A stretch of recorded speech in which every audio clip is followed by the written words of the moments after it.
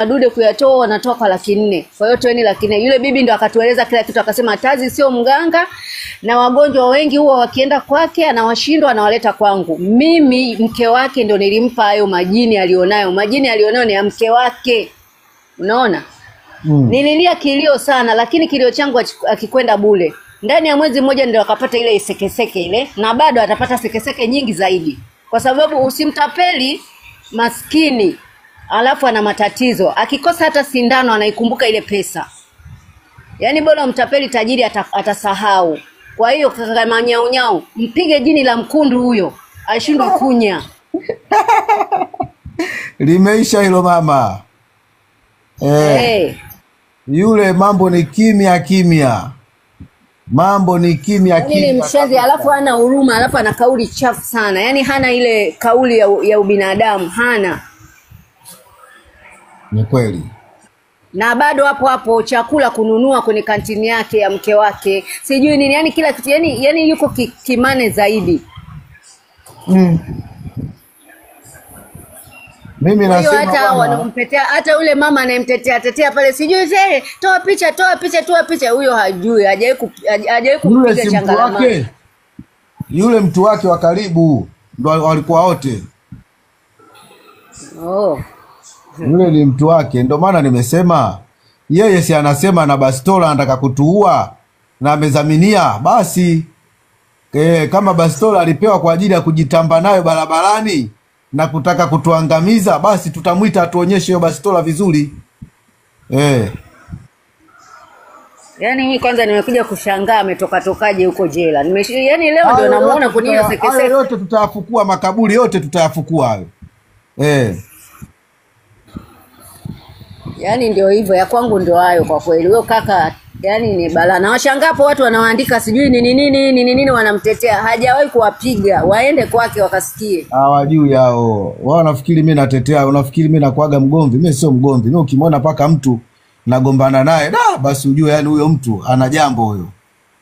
Ujue huyo mtu ana jambo. Ila kwa sababu yeye ni bingwa wa kuua watu, yeye ni bingwa, ni mtu ambaye ana mabastola, basi tuseme inshallah hizo bastola kama walipewa kwa ajili ya kujivunia barabarani, kwa ajili ya kutaka kutupiga sisi hizo bastola, basi tutaziona hizo bastola kazi yake. Kuna mtu wanaosema wanarekodi hapo, warekodi kabisa. Yaani warekodi kabisa. Kwa manyaunyau watujulikane leo tuzulumu.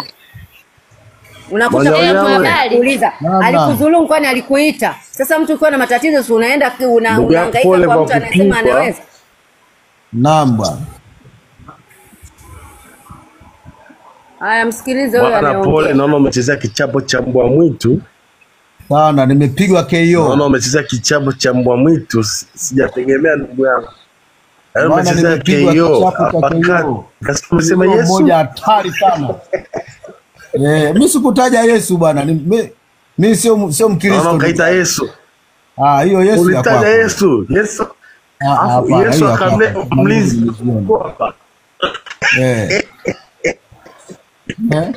Mimi si niko pale. Yesu. Kwa hiyo umefurahi nilipojibu akaja kutoka akakolea pale. Kwa hiyo umefurahi kidogo. Unajua mimi nachofurahi nini?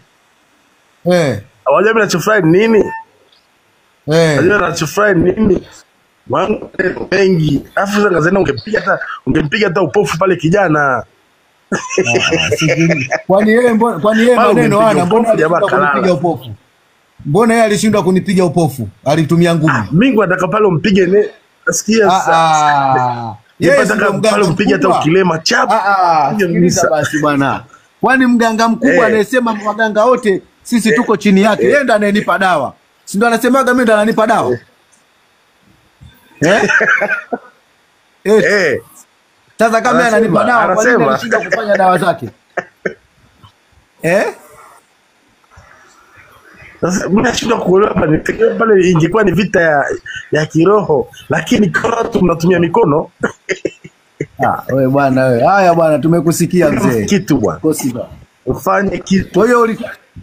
Kwa hiyo eti. Kwa hiyo ulitakaje pale ndugu yangu? Nipigane ngumi?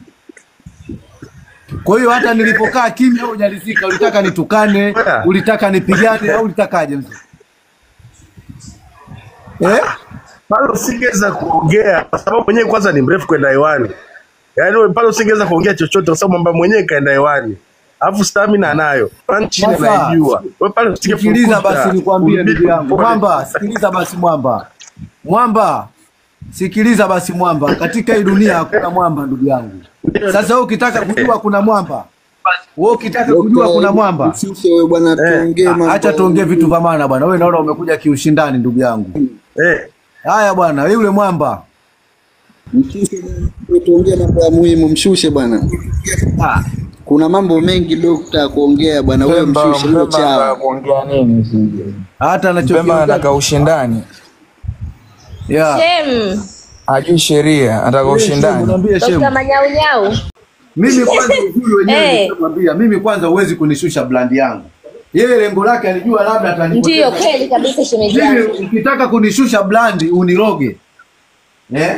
Ukiniloga. Ukafanikiwa. Hapo sasa lakini ngumi, mimi sipiganagi ngumi. Yaani mimi nikae nitukane. Jamaa yako kaumia sana paka. Jamaa yako kaumia sana paka anasema madokta wakubwa kama nyinyi shemeji yangu atakuwa muwe mnalindwa.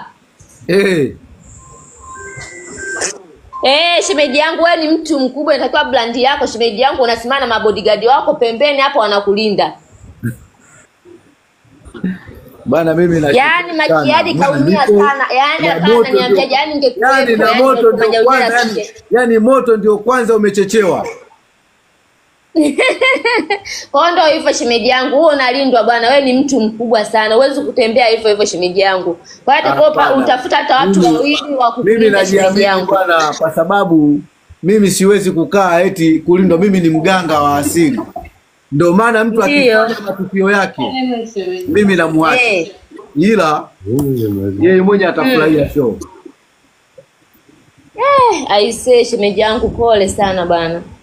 Wala usijali.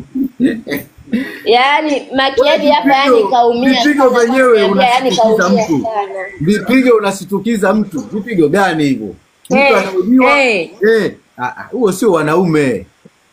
Ngumi sio za kuvizia. Kwanza yeye hapo alichoumia. Kwanza yeye alichoumia hapo ni nini? Maana mpo kwenye nanili kwenye msiba. Kila mmoja sana chukua tukio lililotokea hapo. Yeye kilichomuumiza ni nini? Ndio hapo sasa. Na yeye angechukua na yeye kama angeona wewe unafaulu kurekodi na yeye angechukua simu yake akaanza kurekodi. Mimi bwana nimetumia hekima kubwa sana. Sikutaka kuharibu brand yangu. Mimi brand yangu ni kubwa. Siwezi kukaa kwenye makamera nikaanza kutukana watu. Kweli kabisa. Mimi brand yangu ni kubwa mno. Siwezi iko kitu. Bora Manyaunyau ni shemeji yangu. Nimepigwa kuliko kujidhalilisha kwa watu yangu. Ushafahamu? Unaona shemeji yangu, mimi nilichoshukuru kwako shemeji yangu ukutaka kubishana na mtu. Maana yake wewe unajijua na brand kubwa shemeji yangu, mtu ambaye yupo chini yako hawezi. Karibu Joni, pole sana. Bwana nimeshapoa ndugu yangu.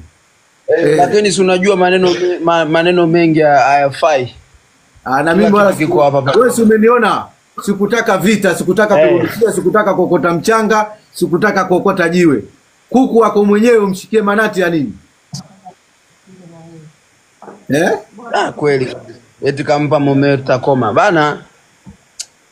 Kwanza umefanya tu vizuri. Haina haja ya ugomvi kurusha ngumi wala nini. Ila kila mtu anajua na kiboko chake duniani. Kila mtu ana kiboko chake. Kwani ni wa kwanza kwake kwamba adui kwako ndo ukaja leo. Wako wengi walishakuja kama yeye. Sasa mtu ananiambia umepigwa. Kupigwa mimi nimejua labda nimenyang'anywa uganga, kumbe kupigwa uganga wangu uko pale pale. Hiyo kawaida tu. Mimi kawaida tu. Kwani hao wanaoshangaa kwani wao hawajawahi kupigwa? Kwanza niwaambieni kitu kimoja nyinyi ambao mnijui. Pale mimi sijapigwa. Jamani, wakati nanyoa watu vipara kipindi kile, unamnyoa mama wa mtoto wake mwanajeshi. Mwanangu zinakujaga defender za jeshi, kuna kuwaga na kitimtimu kile sio.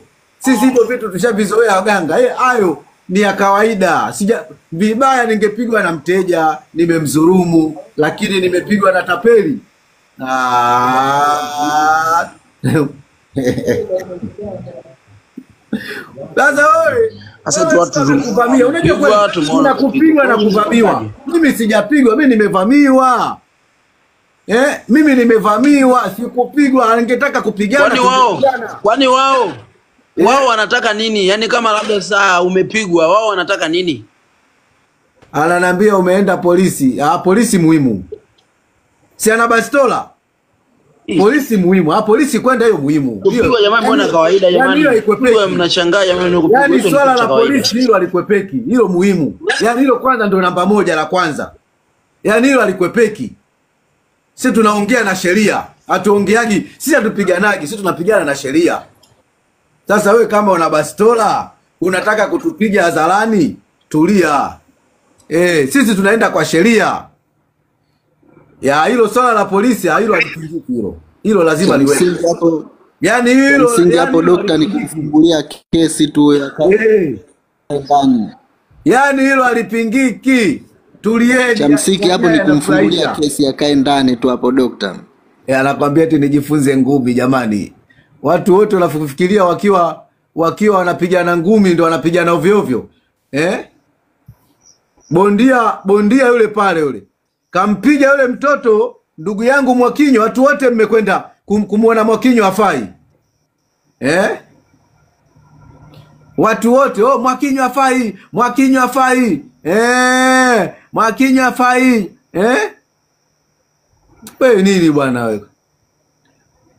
Mara nina bastola, mara nina nini? Tulieni. Wala msipate shida, tulieni. Mambo ndiyo kwanza. Yaani mambo ndiyo kwanza yamekucha.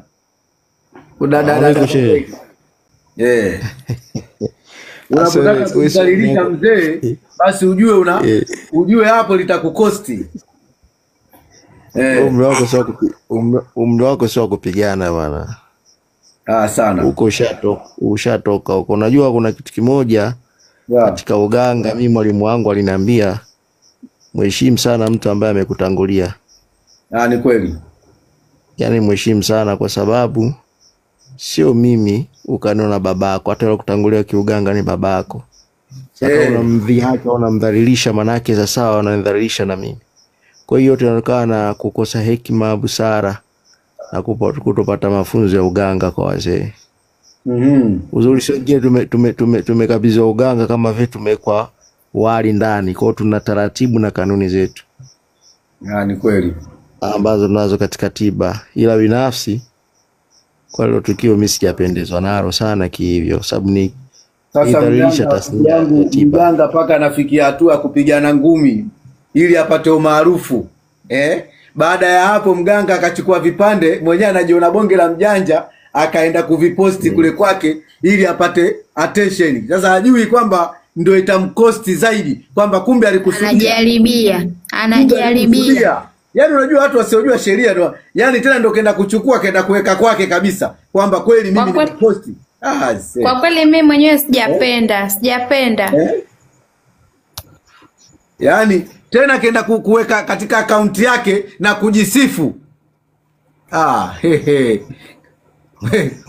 Kwa maana yeye kakusudia. Sasa mtu kama huyu hatakiwi kuonea huruma. Mtu kama huyu ni kumnyosha ili ajue kwamba huu mji unaendeshwa na sheria. Manake yule alivyofanya yale makosa yake kule, akawaonga huko, akajua sisi yote tunaongeka. Mimi siongeki bro. Nina hela za kuchezea ambazo nilikuwa naomba niulize. Hajachukuliwa sheria, hajachukuliwa hatua yoyote kwa sababu alisema pale nitakupiga bastola, hajachukuliwa sheria yoyote ile labda. Nisikia dadangu, kesi hii hata wiki. Hii kesi kama hizi haziendagi papala. Vitu kama hivi vinaendaga taratibu. Kuna vitu vinafatwa, hiki kinafatwa, hiki kinafatwa, hiki kinafatwa. Sasa baadaye huko sasa ndio sheria zinakuja. Kila kitu kinaenda. Unajua siku hizi sheria za siku hizi watu wakisha kuja wakikutia mkononi tayari. Ndio. Kwa hiyo vitu kama vinaendaga taratibu. Hizo ni siri zetu za ndani. Wala tunaga shida. Watu si wanatembea na bastola zao bwana, wanataka kuua watu kwenye misiba. Kwa kweli nakupa hongera sana sana. Mimi mwenyewe nimefurahi sana kwa kitu ulichokifanya. Umekuwa mstaarabu na umejishusha. Nakupa hongera yako sana. Kujishusha mzuri Sana inasaidia, japo utaonekana mjinga, utaonekana kama una akili, lakini pia inaleta maana nzuri sana. bora watu wakuone una akili, umepigwa, lakini ulinde brand yako, kwa sababu kila mtu Kweli. anaangalia. Sasa huyu mtu namwambiaje mtu kapigwa na mtu hajapigana? Kwani mimi nimepigana?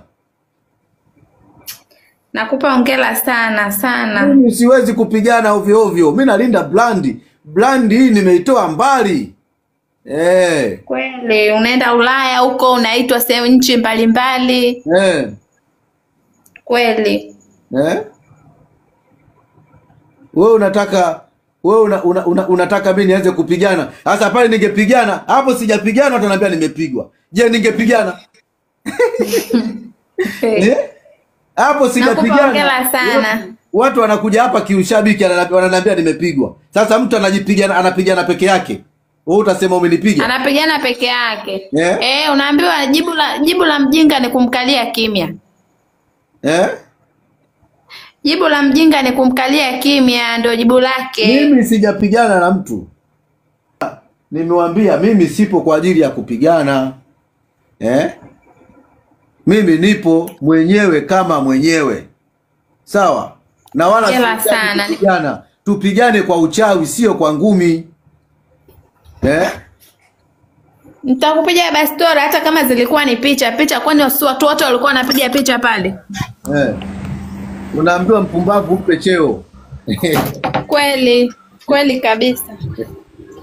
Jamani, habari zenu? Nzuri Latifa. Nzuri. Manyaunyau vipi? Salama, mambo? Poa, mzima jamani. Mzima, karibu. Jamani, pole kipenzi, ni mapito tu katika dunia. Halafu mimi nimeshukuru sana, unajua. Unajua kuna kitu kujishusha Ukijishusha mtu anaweza akakuona ni mtu ni wa ajabu, lakini unajua ile ni hekima tosha sana, unajua Ni sawa na vile Waswahili wanasema kwamba ukimkalia mtu kimya basi anakuwa anaumia sana. Yupo hapa anaitwa Neema. Hebu mpandishe maana nimejaribu kutumia sana. Neema anaitwa Neema. Okay. Mbona Neema? Sikilize huyo. Ila mimi nachokushauri dokta, kwa sababu sisi tunakufahamu kwa muda mrefu. Hebu jaribu vitu vingine kwa sababu yule bado ni mtoto na atafuta umaarufu. Wewe umaarufu wako umeutengeneza kwa muda mrefu. Kwa hiyo hebu jaribu vitu vingine kwa kama unavikwepa, kwa sababu mtu mwingine anatafuta kiki ya kuinukia kupitia mtu ambaye amemtangulia. Nataka umaarufu. Watu wanataka umaarufu kama yule mtu aliyempiga kikofi marehemu mzee wetu Mwinyi. Sasa Mwinyi yule. Sasa vitu vingine wewe viepushe. Wewe bwana, wewe mtu mkubwa sana baba. Kwani ndugu yangu mimi pale nimefanya nini? Vijembe. Mimi nimeona. Mimi nimerudishia, nimeokota. Jamaa akachukua hadi jiwe. Kanipiga nalo kula utosi yote. Na ndio ukiwa mtu mzima, ukiwa na lako usitangaze. Ngoja niwaambie hao wanaosema kwamba eti dokta ni muoga. Dokta si muoga. Dokta amelinda utu uzima wake. Latifa, hebu tumsikilize Neema kwanza. Kaka Manyaunyau. Halo. Naam Neema. Yani kwanza pole ndugu yangu. Naam, nimeshapoa.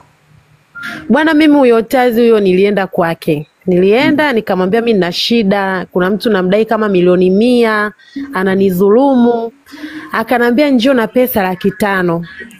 Nikaenda pale nikamkuta msaidizi wake, akanambia nimpatie 100,000 nje. Nikampatia. Tazi akanambia nimpatie 500,000. Nilipompatia 500,000, akanambia kuna dawa ambayo natakiwa niingize kupitia uume wangu kwenye uke wako. Nikamwambia dawa ya madai na kuingiza dawa hiyo kwenye uke wangu kupitia uume wako wapi na wapi? Akanambia hapana, natakiwa naingiza tu kidogo. Kuna dawa naiweka kwenye uume wangu, ikishaingia kule dawa itafanya kazi moja kwa moja. Kwa kweli niliogopa sana. Akaniingiza kule kiringeni, akanambia vua nguo zote. Nikamwambia sasa mbona navua nguo zote? Siwezi, kwa kweli mimi hiyo dawa imenishinda. Akanambia basi lete hiyo 500,000, baada ya wiki yule mtu utaona anauza mali zake anakupatia wewe pesa zako. Kwa kweli mpaka leo sijai kuona kitu. Tena nikipiga simu tu nikisema natokea Bagamoyo na blokiwa kabisa. Kuanzia kwa wasaidizi wake mpaka yeye mwenyewe. Nikamwambia mimi nitakuposti mtandaoni. Akaja akanitumia message private akanambia kwamba nilikuambia kuna dawa ya kuingiza kwenye uke wako kutumia uume wangu ukakataa. Ndio maana hiyo dawa haijafanya kazi. Kwa hiyo ni Genius mimi namchukia sana. Nitapeli, yani nitapeli alioshindikana. Afu ana kauli nzuri. Unajua watu kwa sababu hawamjui na watu wengi ambao hawajawahi kufika pale kwake. Yaani ukiwaambia hivi hawawezi kuamini. Ndio. Ila watu waliofika pale ndo wanamjua yule ni mtu wa aina gani. Yani kwa kweli mimi nilikuwa siamini. Watu wa huku ngangala hawa. Ndio. Hawawezi. Yani watu waliofika pale ndo wanajua. Kwanza ana utaratibu wa kuongea na wagonjwa vizuri. Ndio. Ukifika pale umepewa bahasha lako la kaki, nenda kafie mbele. Ni kweli. Ukishatoka na hilo bahasha lako la kaki, usipige tena simu, haupokelewi. Ndio, ni kweli. Ukijulikana wewe ni kiporo, utakaa foleni kuanzia asubuhi mpaka jioni. Yaani ni kweli kabisa. Yaani nakwambia mimi watu wengi wanatoka kule wanakuja huku. Nikamwambia mimi umenitapeli, afu kimwambia anakuwa mkali anakujibu nyodo. Mimi nilikwambia kuna dawa ya kuingiza kwenye kwenye uke wako wewe kutumia uume wangu. Nikamwambia hapana. Wewe unataka usex na mimi, hakuna dawa kama hiyo. Mimi nimekwambia na kesi yangu ya madai. Nachotaka mimi ule mtu anilipe pesa zangu kwa wakati. 500,000 yangu imeenda, 100,000 ya kumpa ule msaidizi wake imeenda, jumla 600,000 na huku bado alitaka anifanye kiringeni. Kanivua kabisa yangu akana nishika hadi maziwa ananiambia lala hapo tuingize dawa. Nikamwambia hapana. Pole sana. Asante, yani namchukia sana huyo kaka. Yani mpaka sasa hivi nikipiga simu zangu na blokiwa kuanzia kwa wasaidizi wake mpaka yeye mwenyewe na blokiwa. Chukua namba yangu nitafute, tamnyosha huyo. Sawa. Asante. Namba yako ndio hapa juu. Namba yangu inaambia bwana mimi ndio yule. Sawa. Sawa. Kama mganga kwa mbakaji shughuli yake ndogo. Huyo mbona tunaye? Ndio, yani mkomeshe kabisa, namchukia sana Tazi. Yani namchukia hata kama akija live, yani natamani hata siku nikutana na live yake nimtamkie kabisa, namchukia. Wewe dawa gani ya kwenda dawa ya madai mtu anakuambia mfanye mapenzi? Sasa Neema naomba nikukatishe samani lakini. Neema samani. Hivi ulikuwa unamdai huyo mtu shilingi ngapi mpaka uweze kutoa hiyo zaidi ya 500,000? Wewe. Huyo mtu namdai hela kama namdai milioni 100 na 400,000. Sasa dada ukatoa 500,000 kwa ajili ya wewe. 500,000 mbona ndogo? Wale wote wanatoa milioni 3. Unajua aliniambiaje? Sikiza nikwambie, mimi nilimwambiaje? Mbona hela ninazodai na unayoniambia ni ndogo? Akanambia hivi, wewe toa hiyo 500,000, alafu mimi kuna dawa nyingine ambayo tutaingiza kwenye uke wako kupitia uume wangu. Nikamwambia mbona kama unataka ni tu sexy? Umeona mimi nilivompa ile 500,000 akanambia ndani ya wiki nitapata majibu. Kwa hiyo sasa kisingizio cha mimi kuona kwamba sijalipwa, akatafutia trick ya kwamba ulikataa tusifanye ile dawa ya kukutana kimwili. Sasa na wewe Neema, ngoja nikukatishe. Wewe ulikuwa unajua kabisa umefanya processes zote A to Z. Kwa nini ulishindwa hiyo process? Wewe ungefanikiwa. Daise. Sasa mbona unanicheka Latifa? Ulipigwa rafiki yangu afu kizembe. Asa huyo nani? Huyo Peter ananiambia kwamba eti ila Neema hapo umeongopa milioni 100. Milioni 100. Yaani hii kesi hadi ya IGP anaijua kaka. Yaani wewe milioni 100 jamani, mbona mnadharau watu? Eti, yaani hadi ya IGP, RPC aloama anaifahamu. Yaani kesi inajulikana kote. Yaani kote hadi kwa IGP nimefika. Kaka Peter, kwani milioni 100 ni nini? Mimi nilipata pesa zangu za urisi kwetu. Babangu alikuwa mwanajeshi kafariki, pesa zilitoka nyingi tena alifia vitani. Kwa hiyo pesa ilitoka nyingi. Na sisi tupo wawili tu. Sasa ukakapita unashangaa milioni 100. Kweli? Yaani ni mtu ambaye tena huyo mtu nimemweka tu kwenye bracket. Yaani ni huyo mtu alikopo ni kama tuna mahusiano. Kwa hiyo akanitapeli akanambia kwamba tujenge lodge na huyo mtu ni mfanyakazi wa serikali. Yaani hata nikimtaja hapo unaweza kwa hata unamjua. Kwa hiyo Hivyo ni mfanyakazi wa serikali, siwezi nikamtaja jina lake na muhifadhi, ila nimefika mpaka kwa Mhifadhi IGP, kwa ajili ya kesho. nimefika mpaka kwa mkuu wa matrafiki Tanzania, nimefika kila sehemu, namdai milioni 100 na 400,000 na baba yake ni Lakini kiongozi Neema, ngoja nikwambie hivi, unajua uchawi upo. Ukitia tu 100 kabisa. na ukakubali masharti hivi, unajua Yani unafanya unachotaka. Ongea na nafahamu manyaunyau vizuri kabisa, hapa kufanyie kazi wewe. na ndo maana Upate sasa nimefurahi sana leo inbox. kumkuta yuko live. Yani nataka niongee naye kiutu uzima, yani tuyajenge, kwa sababu ukizingatia huyo mtu Neema. kajenga hadi nyumba na hela yangu, kajenga nyumba kanunua gari, yani nataka auze mali zake zote, yani mimi nachotaka ni pesa yangu. Sasa ina maana mlikuja mkaachana ama? Hapana, hatujaachana. Yani ni Sasa mtu kwa nini ambaye unadai na hamjaachana? ahadi zimekuwa nyingi. Nilivyofika kwanza, nachoshukuru Mungu hajanikana, amekubali kote. Ushanielewa eh? Kwa hiyo ahadi ni nyingi, leo kesho, leo kesho, leo kesho, leo kesho. Nikamwambia basi fanya hata unipe hata milioni 50, hizo nyingine utakuwa unanipa kidogo kidogo. Yani ni issue ambayo inajulikana sana. Yani ni mtu ambaye hata babake ni kiongozi mkubwa sana. Sema mimi nitakwambia manyaunyau babake, tutaongea private. Siwezi kuongea hapa. Nitakutajia Haya ni mambo kila ya kitu. private ndugu yangu. Ehe, umeona Latifa. Kwa sasa mimi nilipomwona kwamba Tazi alivyoniambia kwamba eti ni 500,000, nikasema Mungu, 500,000 naenda kugomboa milioni 100 na 400,000. Nakuja kuambia tena kuchezewa tena manyonyo tena, kuanza kuingiziwa dawa kwenye uke. Dokta, lakini haujaliwa Neema kweli? Hapana. Manyaunyau. Kwanza nyau Dr. Kinachoniuma sio kupigwa. Kwa nini upigwe na wakuja? Yaani unamwachaje? Haiwezekani. Wewe nani kakwambia nimemwacha? Unatuangusha mashabiki. Sasa tunataka tuone reaction bwana mashabiki. Nyau. Mimi kwanza nikupe pole sana. Nashukuru. Cha pili, kijana msamehe, lakini ingekuwa mimi. Usimsamehe kwenye msamaha toi. Lakini ingekuwa mimi. Mamake ningembia tungeuana pale pale. Lakini wewe msamehe. Unyoga tumia busara. Ndugu yangu, kaka yangu, nikwambie kitu. Hakuna kitu kibaya, hakuna kitu kigumu. Mimi nikwambie kitu kimoja, kama mimi ningelikuwa ni mtu na hasira. Umemwona huyo mjomba aliyekaa hapo iko tumboazi hapo? Huyo mjomba uwaga ananikomenti vibaya sana. Hata kwenye page akiwa kule kwa Tazi. Sijawahi kumblock, sijawahi kufanya chochote, na uwaga nasoma komenti zake, alafu ananyamaza kimya. Na hapa nimempandisha. Yaani mimi nimekomaa sana kwenye hizi tasnia. Huyu hapa ananikomenti kule, anavyojua yeye. Mimi uwaga natulia kimya. Mimi kawaida yangu uwaga sijui kukasirika bro. Mimi nimekomaa kwenye hizi kazi. Alafu siwezi kuvunja blandi kizembe. Sawa, umekomaa lakini kidogo mshtue.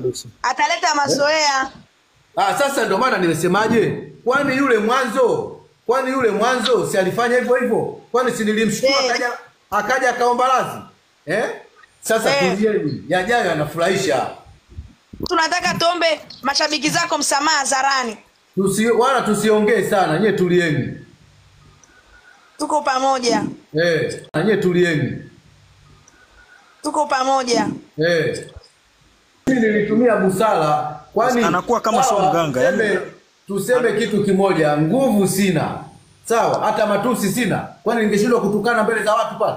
Unaye kwanza umekaa mjini, we mtoto mzee, mtoto wa mjini. Usingeshindwa.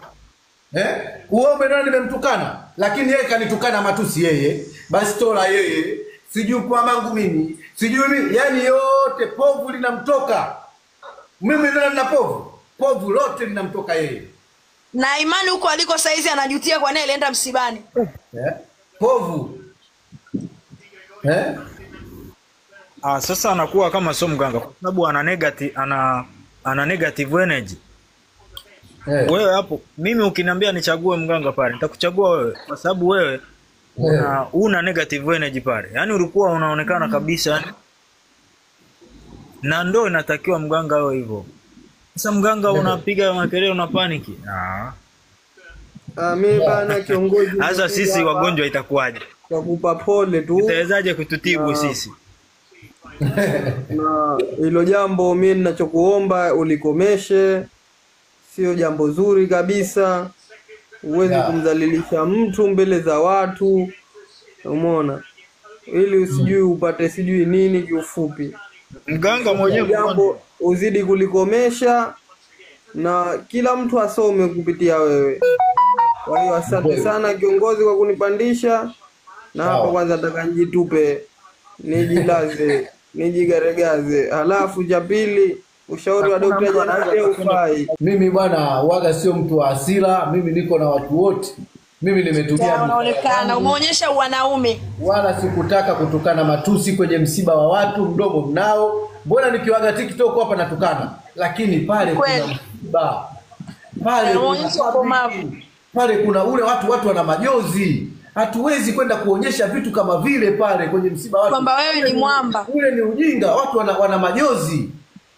Nende pale nikaanze alikuwa anasema msiba ule wa kwake.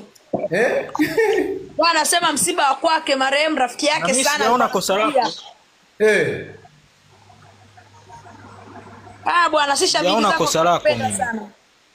Mimi sijaona, sijajua Unajua usitafute contact kwenye mambo ya watu. Ila mimi bwana mwenye unyayo ingelikuwa ni mimi bwana ningemziba hata choo tu wiki 2 asiende choo ile jamani. Ana adabu. Nashukuru sana. Kabisa. Yaani kuna wakati inabidi taaluma watu wote hawajapenda. Wazee wetu hapo zamani, wazee wetu walikuwa wachezewi vile, huwezi kumdhalilisha vile. Yaani kweli. Nimeifuatilia sana ile clip. Nimesikitisha. Unajua toka zamani. Bwana.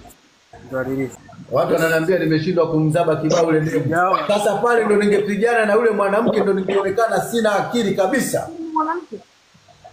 Mwanamke wake alikuwa anamfuata na kweli kabisa. Na mwanaume kupigana na mwanamke ni ishara ya kwamba nguvu huna, na yeye alitaka atumie huo udhaifu. Lakini umeonyesha ukomavu wa hali ya juu sana. You are strong enough. Yaani pale ndo ningepigana na ule mwanamke, watu wote wangesema mama we. Tena pale sasa hivi polisi wangeanza kunitafuta mimi.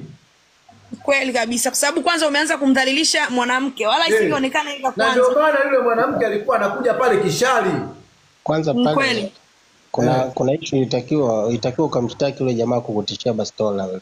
Hapana, usimshtaki. Daktari usimshtaki. Mimi ninachokitaka tu yule kwanza muondoe mjini akakae kijijini kwanza asionekane. Yaani kumshitaki hilo ni muhimu. Hilo haliwezi kukaa. Hilo ni lazima. Hilo lazima niingilize tegelea. Bunduki kitu kibaya.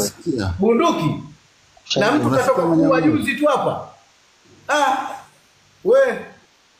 Mbona tutakuwa makaburi yote yale? Wanatakiwa ukaripoti polisi hilo swala kwa kweli. Kwanza kesi yake ya kuua ilishaishaje mpaka akauraiani sasa hivi anatamba? Nimwache. Yaani yule naenda kumuokota pale yule. Naenda kumuokota yule. Atachekelea mwenyewe. Mungu akufanyie wepesi kwenye jambo lako hilo. Amina. Mungu akufanyie wepesi, si mashabiki zako tuko nyuma yako au uko peke yako. Alafu anakuvua balagashia yani kwa dharau kabisa yani. Unavua kibagalashia, shehe yuko pale unavua kibagalashia unatupa chini. Nasikitika sana wewe. Hivi tazi na yeye ni Muislamu au ni Mkristo yule? Mkristo yule. Ndio maana kaleta dharau akuone heshima yake. Lakini yule kazoea kuburuza watu wa mtaani kwake, kachukulia kila mtu anamburuza. Yaani anavua vazi la heshima. Sasa mganga anakuwa kama wagonjwa wengine. Sasa unavua, wewe unajua kumvua mtu kofia kwanza tusi lake. Kwanza mganga na kuitupa chini. Vazi la heshima. Anasemeshaje? Umevua vazi la heshima nimetoka nalo Ijumaa. Ni dharau. Kumanina. Mimi hilo tukio limefanyika lini? Leo. Ndio nione nimepigwa. Pote ya pote. Alipigwa marehemu babu yangu Mwinyi kibao. Nitakuwa mimi. Ndio. Ni kweli. Marehemu babu na bodyguard yule. na walinzi. Alipigwa kibao hajapigwa? Alipigwa. Mimi nani? Na yule ndo mwenye serikali. Mimi nani? Uko sahihi. Kwanza mimi nawashangaa wanaosema kwamba eti wewe eti umepigwa. Manyaunyao huu mji kuna kona haijui. Kuna kona yeye ni mtu wa mjini hapa. Mimi sikutaka, unajua bwana, yani mimi wale wenzetu hawana majina. Sisi wengine tuna majina. Pale ndugu yangu mimi ningefanya kitukio chochote cha kumjeruhi yule, ningeonekana sina akili. Bora unijeruhi mimi. Bora unipige mimi. Nitoe macho. I don't care. Lakini wewe nenda ubaki salama. Unajua unaweza ukamwachia hala kama mtu hayuko serious. Yule mtu amezaminia vitu vibaya. Na kama alishakuwa na matukio kama hayo, akaenda kwa sababu ya matukio ya mauaji jela, lazima uwe na hofu. Kwa hiyo taarifa lazima utoe. Hii nchi inaendeshwa na sheria. Ili kesho na kesho kutwa likitokea, jamani, mmeona video hii? Mmeona? Ni kweli unasikia manyaunyau. Evidence ni kitu muhimu. Kwa sababu kesho na kesho kutwa litatokea, mimi nitaulizwa ulichukua hatua gani? Hii nchi haiendeshwi na imani. Manyaunyau.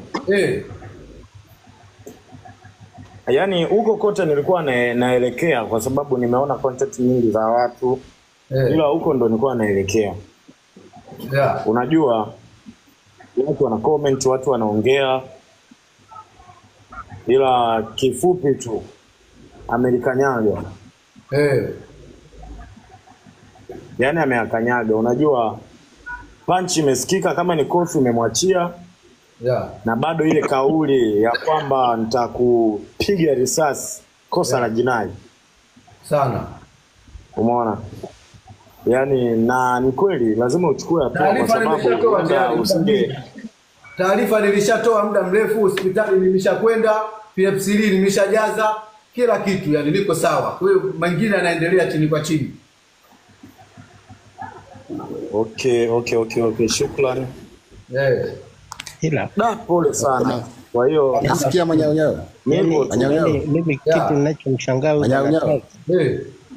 manyaunyao.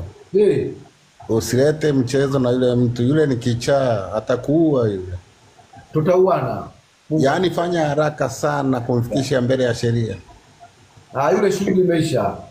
Yaani yule mtoto ni mjinga sana. Tangia afanye tukio lile alishachanganyikiwa. Alafu ndio inadhihirika kwamba kumbe tukio lile kafanya yeye. Ndio hapo sasa. Yaani yule ndio leo nimeamini kwamba kumbe ni yeye kweli alifanya. Huyo jamaa. Lana, mimi niliwaambia watu damu ya mtu haiendaji bure, watu watalopoka. Umeona wenye watu? Mimi niliwaambia huyu mpole, huyu mtu. Niliwaambia mimi. Huyo jamaa. Yaani ile ni damu ya mtu ilikuwa inamsumbua vile. Mimi niliwaambia damu ya mtu huwa haiendaji bure. Unajua ile ukishaifanya haiwezi ikaishia mmoja, lazima wao ijapo wawili ndio utulie kidogo. Sio mmoja. Kwa hiyo ninamtafuta mpaka apate mtu mwingine. Mimi mwaka huu ndio nimeanza kumfahamu huyo jamaa. Sasa anakuja kuanza kushindana na watu ambao wamesimama na kina Profesa Maji Marefu. Manyaunyau toka enzi za kina Maji Marefu yupo. Tazi mimi nimemjua mwaka huu tena kupitia TikTok. Tena mwenyewe anajikuta yeye ndo maarufu bonge la superstar. Yani anatumia nguvu kubwa sana kujitangaza. Sasa ile yule mtoto mwizi tu. Yule hata alinilia hela kama ananipa dawa ya biashara, kumbe hamna kitu. Kara hela yangu.